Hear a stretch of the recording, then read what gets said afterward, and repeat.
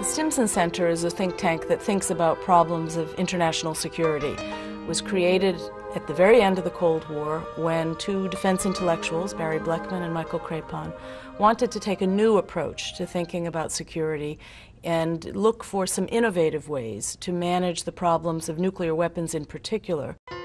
The Stimson Center is not like the other think tanks in Washington. They care about things that will work.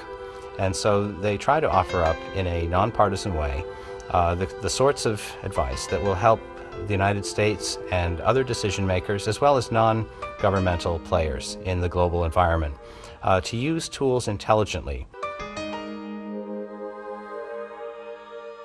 When we talk about a project, we think of it in terms of what needs to be done and what is feasible to be done at the current time.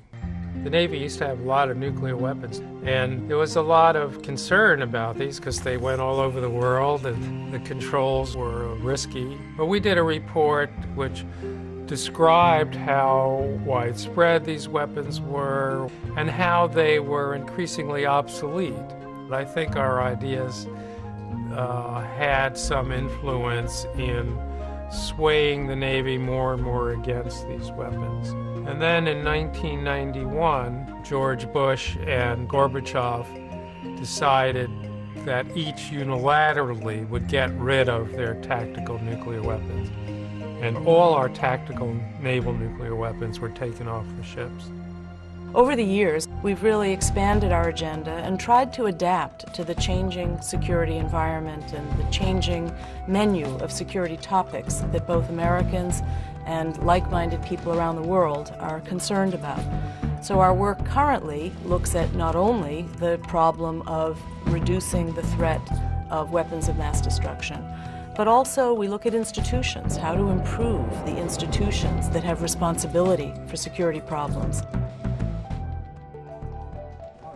In addition, we've developed over the years a regional competence, and our regional expertise is deepest in the sub-regions of Asia. So we have China, Japan, Korea expertise at the Stimson Center. We have a new area of interest, which is Southeast Asia, all the countries of the Mekong Delta region, as well as Indonesia, the Philippines. We've always had an interest in India and Pakistan because that was a venue in which nuclear war was considered to be the most likely after the end of the US-Soviet competition. And lastly, we have a Middle East program that looks in particular at what we call Southwest Asia, which is the place where the security problems are the most acute: Iraq, Iran, and the Arabian Peninsula. Where the Stimson Center fit, it seemed to me, was answering the question, how do you get from here to there? When India and Pakistan were getting the bomb, Stimson Center showed up and tried to work with government officials, military officers, and well-connected people to say, hey, here's the toolbox. Here are things that helped keep the Cold War from becoming hot. India and Pakistan started to work the problem. And the Stimson Center worked up an agenda of confidence-building measures, nuclear risk reduction measures, that the governments have subsequently adopted. India and Pakistan are not out of the woods, but they're a whole lot better off. And I think the Stimson Center can be proud of this work. I am.